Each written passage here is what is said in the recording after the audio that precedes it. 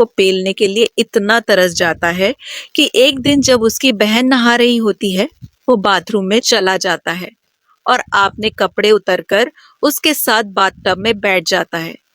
कहानी की शुरुआत में एक एलेक्स नाम का लड़का अपने घर आता है। तभी उसकी बहन जिसका नाम निक है वो डोर खोलती है। वो आधी नंगी होती है।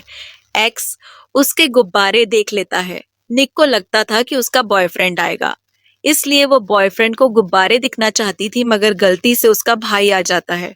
उसका भाई काफी टाइम के बाद अपने घर आया था। वो पहले किसी और शहर में नौकरी करता था, लेकिन अब वो अपने घर वापस आ गया था।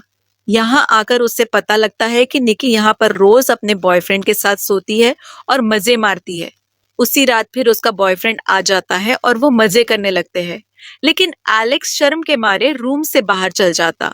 वो बाहर बैठकर अपनी बहन को मजे करते चोरी चोरी देखता है। उसके मन में भी अपनी बहन को पेलने का दिल करने लगता है। वो अपनी बहन पर गंदी नजर डालना शुरू कर देता है, क्योंकि उसकी उम्र काफी है, लेकिन उसकी कोई गर्लफ्रेंड नहीं है। उसने आज तक मजे नहीं किए। एलेक्स घर में अपनी बहन के अंडरगारमेंट को देखता है।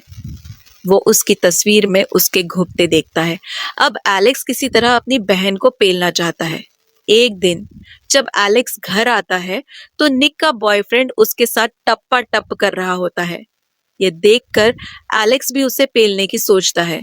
फिर जब निक कपड़े बदलने के लिए रूम में जाती है तो एलेक्स उसे देखने लग जाता है, लेकिन निक तभी डोर बंद कर देती है।